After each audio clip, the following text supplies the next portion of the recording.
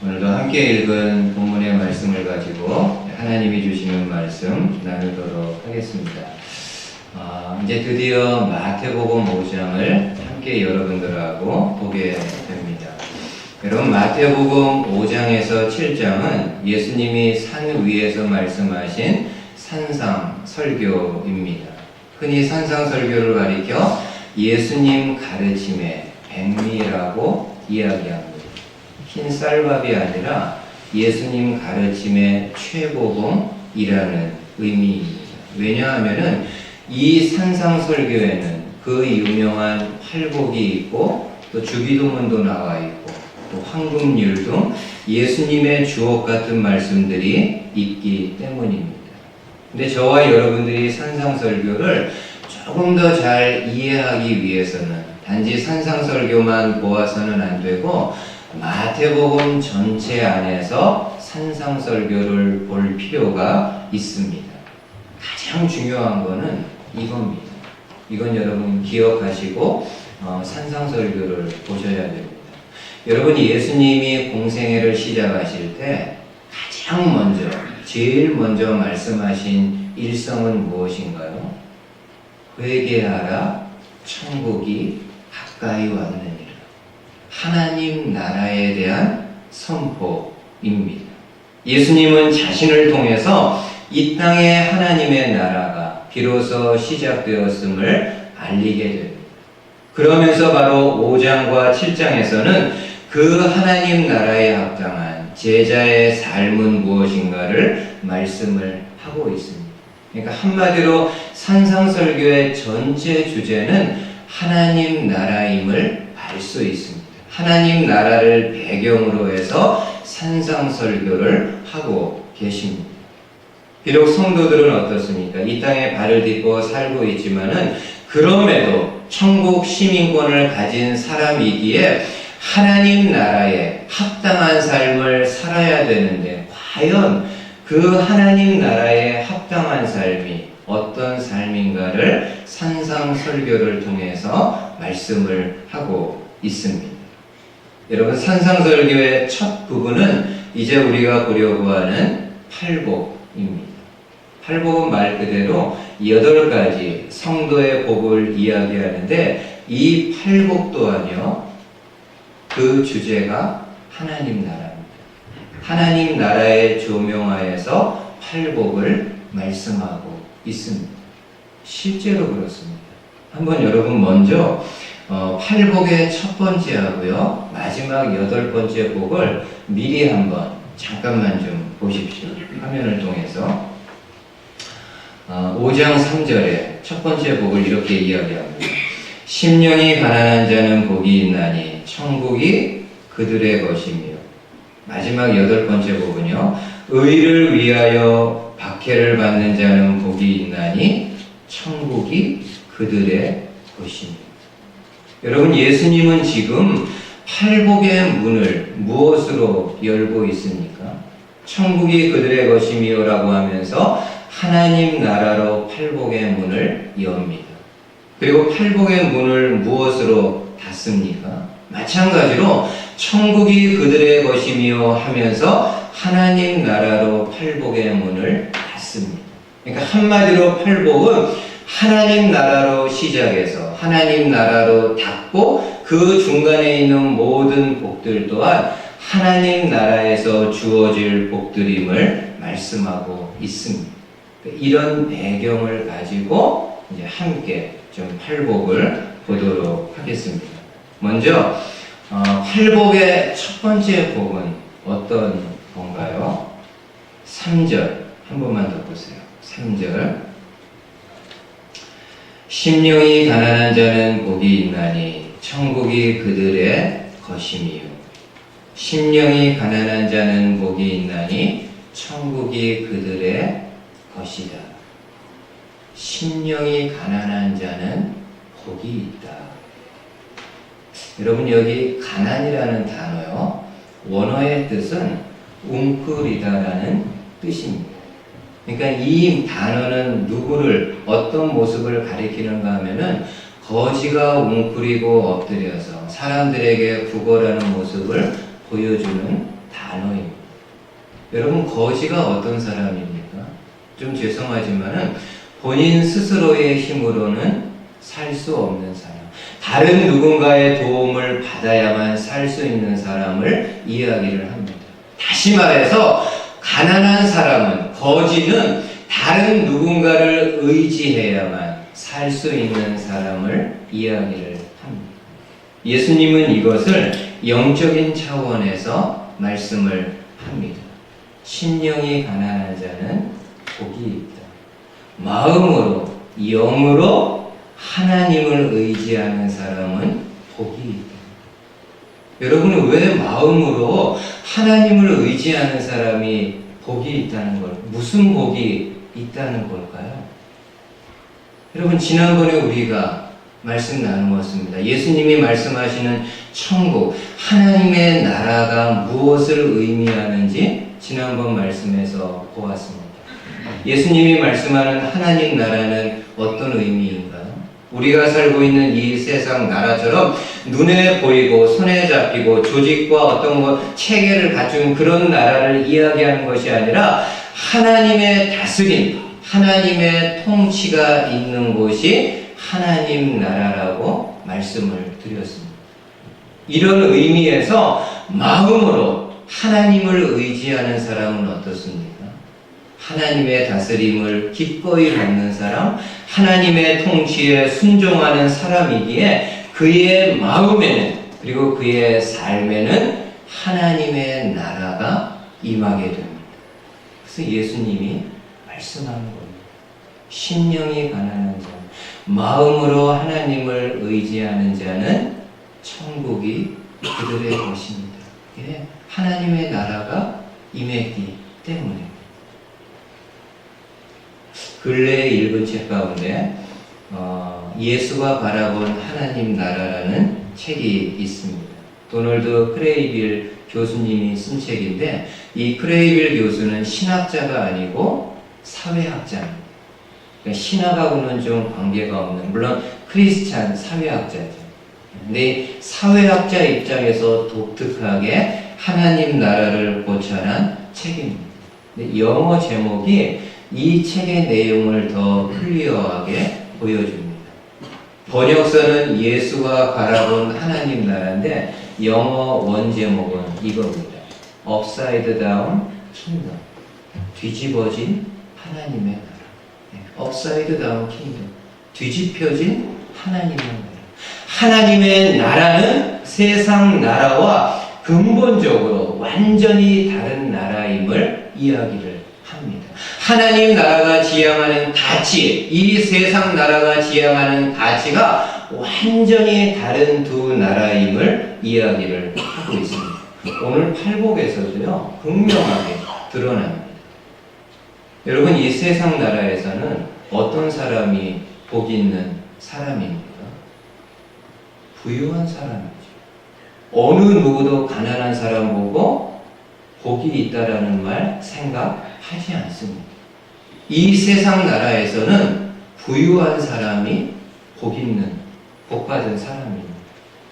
돈도 많고요, 권세도 있고, 인맥도 있고, 이런 사람들 특징은 뭡니까?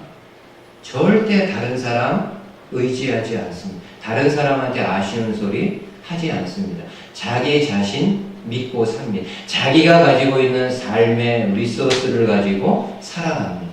그러니까 누구도 필요 없는 건가요? 하나님? 이런 필요 없습니다. 본인이 다 가지고 있기 때문에. 그리고 오히려 하나님을 믿는다고 하는 사람들을 향해서는 대놓고는 얘기하지 않더라도 마음으로는 조롱하고 멸시합니다. 무시합니다. 능력 없는 사람들이라고. 하나님 나라는 어떻습니까? 마음이 가난한 자가 복입니다. 자기 자신을 의지하지 않고, 유한한 리소스를 가진 자기 자신을 의지하지 않고 영원한 저수지, 영원한 리소스를 가지고 있는 하나님을 의지하고 있는 사람이 복 있는 사람입니다. 그에게 하나님의 나라가 있기 때문입니다. 그리고 그런 사람에게는요, 제가 다른 성경 하나 보겠지만요. 하나님의 돌보심이 있습니다. 한번 여러분 이 말씀 보세요. 이사야 66장 2절. 제가 이 말씀은 이따가 두 번째 복을 이야기할 때도 좀 소개를 하겠습니다. 이사야 66장 2절에 이렇게 이야기합니다. 나 여호와가 말하노라. 내 손이 이 모든 것을 지었으므로 그들이 생겼느니라. 그 다음 말씀 보세요. 무릇 마음이 가난하고 심령에 통회하며 내 말을 듣고 떠는 자, 그 사람은 내가 어떻게 한다고요? 돌본다. 무릇 마음이 가난한 사람, 내가 그 사람을 돌본다. 무릇 마음으로 하나님을 의지하고 하나님을 신뢰하고 하나님을 믿고 살아가는 사람, 반드시 내가 책임지고 돌보실 것을 하나님이 말씀해주고 있습니다. 제가 여러분 이 말씀에 다른 이렇게 부차적인 토 달지 않고요. 그대로 여러분들이 받으셨으면 좋겠습니다. 심령이 가난한 자, 마음으로 하나님을 의지하는 사람 복이 있습니다. 왜냐하면 그 마음과 삶에 하나님의 나라가 펼쳐졌기 때문입니다. 심령이 가난한 성도님들 되시기를 주님의 말씀으로 축복을 드리겠습니다. 아멘. 팔복의 두 번째 복은 무엇입니까? 4절 한번 보세요. 애통하는 자는 복이 있나니 그들이 위로를 받을 것이니요. 애통하는 자는 복이 있나니 그들이 위로를 받을 것이다. 애통하는 자는 복이 있다. 여러분, 이게 어떤 의미일까요? 무엇을 애통하는 사람이 복이 있다고 말씀하는 걸까요? 그냥 단순히 눈물이 많은 사람이 복이 있다는 걸까요? 물론 그럴 수 있습니다. 어떤 분은 신앙생활하면서 눈물 한 방울 흘려본 적이 없다는 사람이 있는데, 그런 제가 볼 때는 제 개인 생각입니다. 그런 성도보다는요, 신앙생활하면서 하나님 앞에서 많은 눈물을 흘리는 성도가 제가 볼 때는 그래도 마음이 좀 하나님께 가까이 있는 분입니다. 예수님이 지금 애통한다는 거예요. 눈물을 많이 흘리고 시도 때도 없이 밤낮 울기만 하는 사람이 복이 있다라는 건가요? 아니요. 그런 의미보다는요, 이 애통하는 자는 복이 있다라는 것은 예수님이 이사야서 말씀을 배경으로 하고 있습니다. 한번 이 말씀 보세요. 이사야 61장 1절과 2절인데, 여러분 이사야 61장은 장차 올 메시아에 대한 예언의 말씀입니다. 그리고 특별히 1절과 2절은 이 메시아가 이 땅에 와서 하게 될 일들이 무엇인가를 소개하는, 미리 이사야 선지자가 예수님을 내다보고 예언한 말씀입니다. 한번 보세요. 어떤 일을 하는지. 주 여호와의 영이 내게 내리셨으니 이는 여호와께서 내게 기름을 부으사 가난한 자에게 아름다운 소식을 전하게 하려 하심이라. 나를 보내사 마음이 상한 자를 고치며 포로된 자에게 자유를, 갇힌 자에게 노임을 선포하며 여호와의 은혜의 해와 우리 하나님의 보복의 날을 선포하여 모든 슬픈 자를 위로하라. 여러분, 메시아 그리스도가 와서 하게 될 일은 무엇이라고 소개하나요? 가난한 자들에게 아름다운 소식을 전하는 것, 마음이 상한 자를 고쳐주는 것, 포로된 자에게 자유를 허락하는 것.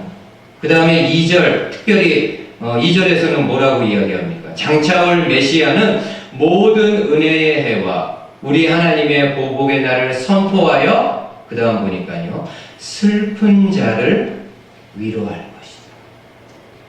메시아가 와서 하게 될 일 중에 하나가 슬픈 자를 위로할 것이다. 그러면 여러분, 지금 이사야 선지자가 말하는 슬픈 자는 누구를 이야기할까요? 이것은 이사야 당시 이스라엘은 그들의 죄로 인해 바벨론의 침략을 받아 멸망할 위기 상황인데 이것을 슬퍼하는 사람을 말합니다. 달리 말해서요, 나의 죄, 다른 사람의 죄에 대해서 애통해 하는 사람. 우리의 죄로 인해서 나라가 망하게 되었구나. 나의 죄로 인해서 이스라엘이 이방 나라의 침략을 받아 망하게 되었구나. 본인의 죄와 다른 백성들의 죄에 대해서 애통하고 가슴 아파하는 사람을 말합니다. 이런 사람은 복이 있다고 말씀합니다. 여러분 한번 생각해 보세요. 우리는 어떤 거를 가지고 애통을 하나요?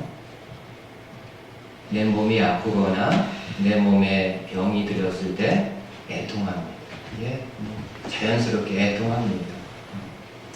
내가 하는 일 잘 안 될 때 애통합니다. 오히려 내가 생각했던 것보다 더 어그러질 때 심히 애통합니다. 부모님이 힘들어하는 모습을 볼 때 마음으로 애통합니다. 자녀들이 힘들어하는 모습을 볼 때 부모인 우리는 마음으로 애통합니다. 자녀들이 계획하는 것이 뜻대로 이렇게 되어지지 않는 모습을 볼 때 자녀들도 눈물을 흘리겠지만은 부모는 오히려 보이지 않는 곳에서 피눈물을 흘리면서 애통해 합니다. 그리고 또 경제적으로 어려울 때 애통해 합니다. 내가 일하는 자리가 불안할 때 남몰래 애통해 합니다. 너무 많죠. 애통할 일들이. 그리고 애통하는 일들이 너무나도 많이 있습니다. 근데 여러분, 정작요, 죄에 대해서는 어떻습니까? 죄에 대해서 가슴 아파하고 애통한 적이 있는지, 내가 이렇게 살면 안 되지, 내가 이렇게 신앙생활 하면 안 되지, 내가 그래도 명색이 믿는 사람이라고 이야기하고 드러내고 있는데 내가 이렇게 신앙생활하면 안 되지, 내가 생활 속에서 이런 죄 자꾸 걸려 넘어지는데 내가 이렇게 살면 안 되지, 이런 죄에 대해서 자꾸 걸려지면 안 되지 하면서 죄에 대해서 애통한 적이 있는지. 우리는 세상에 대해서는요, 세상 일들에 대해서는 너무나도 많이 애통해야 합니다. 그러나 정작 우리 영혼과 삶에서 가장 중요한 근간을 이루는 죄에 대해서는 나병 환자처럼 무감각합니다. 여러분, 전에 한번 말씀드렸지만 이 루터가 수도원에서 생활할 때요, 얼마나 죄에 대해서 민감했는가 하면은 한 번 고해 신부님을 정해가지고 고해 시작하잖아요. 그럼 어떤 때는 하루 종일 고해하는.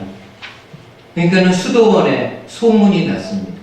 어느 누구도 루터의 고해를 듣지 마라. 너무 힘들다. 하루 종일 들어야 된다. 그렇다고 여러분, 루터가 그렇게 많은 죄를 지었던 사람일까요? 그렇지 않을 겁니다. 그럼에도 죄에 대해서 예민한 마음, 민감한 마음을 가지고 있다 보니까 정말 하나님 앞에서 하나의 티끌도 없이, 하나의 흠도 없는 마음을 갖기 위해서 그렇게 본인의 죄에 대해서 이야기를 합니다. 오늘 저와 여러분들은 어떻습니까? 죄에 대해서, 내 죄에 대해서 가슴 아파한 적이 있는지. 여러분, 애통하는 자에게 예수님이 어떤 복이 있다고 말씀하시나요? 이 말씀 하반절에 보니까 위로를 받을 것이다. 애통하는 자는 복이 있나니 위로를 받을 것이다.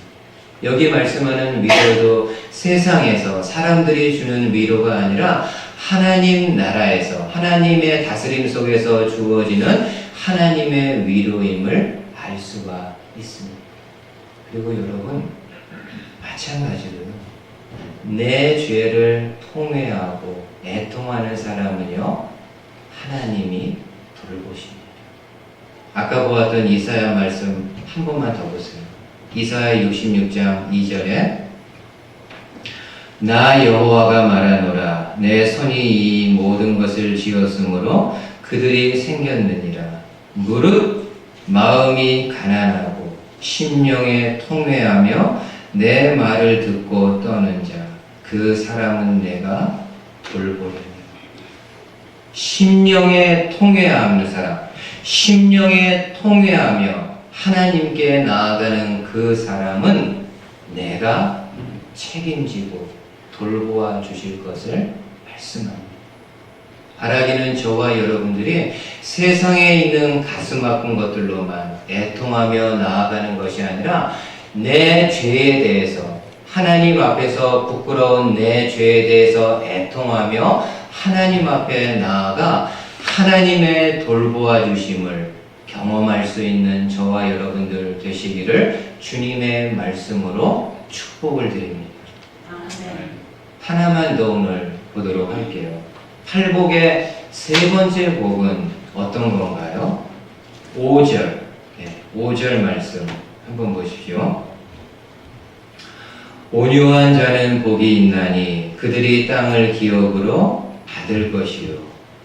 온유한 자는 복이 있나니 그들이 땅을 유업으로 받을 것이다. 온유한 자는 복이 있다. 이건 또 여러분 무슨 의미일까요? 그냥 성격이 온순하고 나이스하고 이런 사람들을 이야기할까요? 물론 이런 경향도 있겠지만은 지금 예수님이 말씀하신 온유한 사람이라는 것은 좀 다른 각도, 하나님 나라 관점에서 보아야 합니다. 여러분이 온유하다라는 단어는 제가 볼 땐 크게 두 가지 면에서 생각을 할 수 있습니다. 하나는 원어상의 의미입니다. 여러분이 온유라는 헬라어 원유의 그 뜻은 조련사가 말을 조련할 때 사용하는 단어입니다. 여러분 조련사가 이 말들 조련할 때 어떻습니까? 아무리 거친 말이라도 시간이 지남에 따라 말은 조련사의 훈련에 길들여지는데 바로 그때 사용되는 말입니다. 그러니까 온유라는 이 당시 의미는 점진적으로 주인의 말을 듣는 것, 주인에게 길들여지는 것을 의미합니다. 또 다른 의미는 어떤 게 있을까요? 그 당시 예수님 당시의 시대적인 상황을 생각해 보십시오. 그 당시 유대인들이 누구의 지배를 받고 있습니까? 로마의 지배를 받고 있습니다. 로마 제국의 다스림과 통치를 받고 있기 때문에 그 안에 있는 유대인들은요, 당연히 로마의 다스림과 통치에 대해서 겸손하게 순종해야 되는 모습을 가져야 됩니다. 그러니까 이런 배경에서 온유하다는 의미는 다스림과 통치에 잘 순종하는 것. 이러한 두 가지 의미를 종합해 볼 때 예수님이 말씀한 온유하다라는 것은 어떤 의미인가요? 인생의 조련사이신 하나님의 말씀을 잘 듣는, 하나님의 다스림과 하나님의 통치에 겸손하게 순종하는, 이것이 바로 예수님이 말씀하신 온유한 사람입니다. 하나님의 말씀에 잘 순종하는, 하나님이 다스리고 통치하실 때 기꺼이 내 삶을 내어드려서 그 다스림에 순종하는 사람. 여러분, 이런 온유한 성도에게 주어지는 복이 뭐라고 이야기하나요? 그들이 땅을 기업으로 받을 것이다. 그들이 땅을 기업으로 받을 것. 언젠가 제가 한번 그 기독교 그 리서치한 걸 보니까요, 보면서 좀 이렇게 웃었는데, 한국인들이 팔복을 참 좋아합니다. 내용 자체도 너무 멋있잖아요. 그죠? 팔복을 좋아하는데 그 중에서도 앙케이트 설문 내용이 이겁니다. 팔복 중에서 가장 좋아하는 복은 어떤 겁니까? 라고 물었는데 대다수가요, 팔복 중에서 세 번째, 이 복을 택했습니다. 왜 그럴까요? 받는 복이 뭐예요? 땅을 받는 거예요. 예, 땅을 너무 좋아하니까는 다 이게 돈이 되는 거니까. 땅을 받을 수 있는 거니까는 팔복 중에서도 이 세 번째 복을 좋아한다고 이렇게 나왔습니다. 근데 여러분 어떻게 하죠? 죄송하지만 여기서 말하는 땅은 이 세상의 어떤 그런 땅도 의미할 수 있겠지만요, 궁극적으로 종말에 도래할 하나님의 나라를 이야기합니다. 어떤 사람이 하나님의 나라를 받을 수 있습니까? 하나님의 말씀에 순종하는 사람, 하나님의 말씀에 길들여진 사람, 하나님의 다스림과 통치에 예서라고 나아가는 사람이 하나님 나라를 유업으로 받을 수 있음을 이야기를 합니다. 여러분, 이 개념도요, 하나님 나라와 세상 나라 근본적으로 다릅니다. 여러분, 세상에서는 어떤 사람이 땅을 차지하나요? 있는 사람, 돈 있는 사람이 땅 차지합니다. 그 돈 가지고 다른 땅 사가지고 증식 이렇게 막 있는 사람이 땅 차지합니다. 권세 있는 사람, 정보가 있는 사람, 고급 정보를 가진 사람이 미리 그 지역이 땅값이 오를 것을 알고 사들여가지고 더 많은 땅을 삽니다. 그러니까 한마디로 이 세상에서는 어떤 사람이 땅을 차지하나요? 강한 자가, 침략하는 자, 강한 자가 땅을 얻습니다. 근데 하나님 나라는 어떻다고요? 온유한 사람이 땅을 받는다.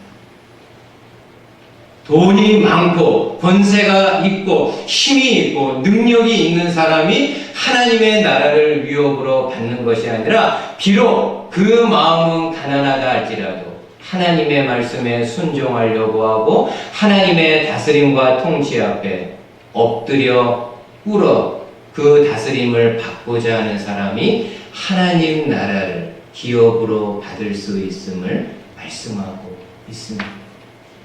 바라기는 저는 정말 이 자리에 계신 모든 분들이요, 하나님의 나라를 기업으로 받는 분들 되시기를 바라겠습니다. 정말이요. 근데 그러려면 어떤 사람 되어야 됩니까? 하나님의 말씀에 귀를 기울이는, 하나님 말씀하잖아요. 예수 그리스도 외에 다른 구원자를 너희에게 준 적이 없다. 지금 솔직히 현대인에게 이 말씀 전하면 너무 기독교가 배타적이고 독선적이라고 이야기할지 모르지만은 그럼에도 어떻게 합니까? 하나님이 그렇게 정하셨는데 예수 그리스도 외에 다른 구원 얻은 길이 없다라는 이 말씀에 귀를 기울이고 받아들이면서, 그리고 하나님의 다스림과 통치에 대해서 설령 내 생각과 뜻이 맞지 않는다 할지라도 그 다스림에 순종하며 나아갈 때 하나님 나라가 우리에게 기업으로 주어진다라고 말씀합니다. 이 복을 받을 수 있는 성도님들 되시기를 주님의 말씀으로 축복을 드립니다. 아멘. 한번 여러분